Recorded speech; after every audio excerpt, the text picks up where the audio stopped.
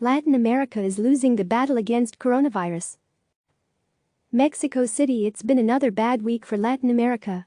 Coronavirus-related cases and deaths across the region are rising faster than anywhere in the world. And in the worst-hit countries, they show no signs of slowing down. The region has recorded nearly 1.2 million cases and more than 60,000 deaths. We are especially worried about Central and South America, where many countries are witnessing accelerating epidemics, World Health Organization Director General Tedros Adhanom Ghebreyesus said on Wednesday. The WHO does not believe Central or South America have reached peak transmission, meaning the number of people getting sick and dying might continue to rise. Health officials warn countries against reopening their economies too soon, even as nations prepare to reopen or have already done so.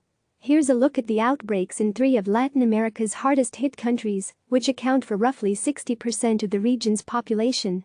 And there is a success story as well. Brazil is stuck in crisis mode. The country has recorded at least 645,771 coronavirus cases and 35,026 deaths. It recently passed Italy to become the country with the 3rd highest deaths in the world and will likely surpass the United Kingdom soon. That means Brazil will have both the 2nd most cases and deaths in the world, trailing only the United States. It's worth noting, however, that Brazil is testing at a far lower rate than the US. That means many cases go unregistered. In the country's most populous state of Sao Paulo, the health ministry coordinator says some coronavirus cases have likely been recorded as severe acute respiratory syndrome, or SARS, due to the state's low COVID-19 testing capacity. A study released this week by the Federal University of Rio Grande do Sul says Brazil will record 1 million cases and 50,000 deaths by June 20. Meanwhile, some of Brazil's big cities are beginning to reopen. Rio de Janeiro is allowing non-essential businesses like churches, car shops and decoration stores to accept customers once again. Mexico. 2 things happened in Mexico this week that seem at odds with each other. First, Mexico recorded its worst week of the outbreak, both in confirmed cases and deaths. It recorded more than 1,000 deaths in a single day for the first time. And for 3 consecutive days, it recorded single-day highs in new cases.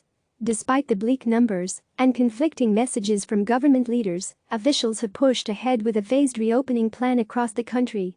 Deputy Health Secretary Hugo Lopez-Gatell, who leads Mexico's COVID-19 response, has urged Mexicans to stay home. He has stressed that the country is not out of the woods, even if some sectors of the economy begin to reopen. But President Andrés Manuel López Obrador offered a different message. Don't steal, don't rob, don't betray. And that helps a lot with not getting the coronavirus, he said Thursday. AMLO, as the president is commonly known, ventured out of Mexico City on Monday for the first time since late March. He toured the Yucatan Peninsula and inaugurated construction of the so-called Maya Train, an ambitious infrastructure project that will connect cities in 5 southeastern states. Mexico has recorded 110,026 cases and 13,170 deaths. But given extremely low testing rates in the country, health officials have said the true number of cases is likely well into the millions. Peru. People in Callao, Peru, lined up for hours this week to get their oxygen tanks refilled. But once they got to the front of the line, relatives of patients with COVID-19 found skyrocketing prices.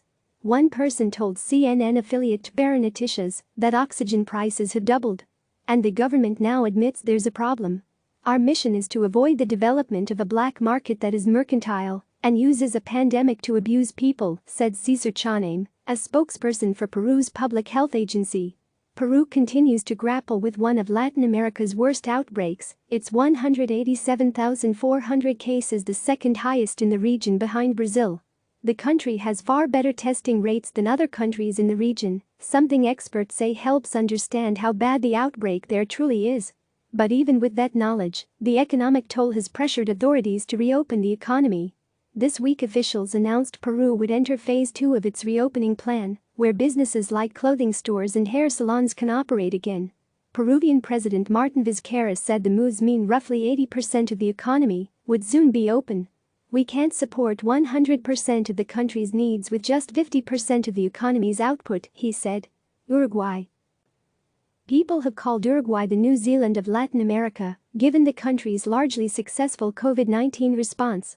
The country of roughly 3.5 million people borders Brazil, where the worst outbreak in Latin America has played out to devastating effect.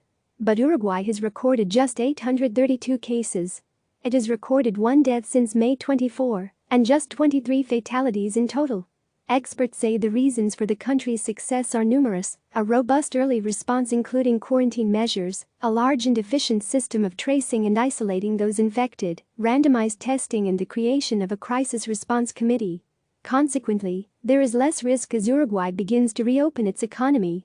The country began easing restrictions in early May. On June 1, primary and secondary rural education started again in more than 400 schools, and businesses are also gradually being allowed to reopen.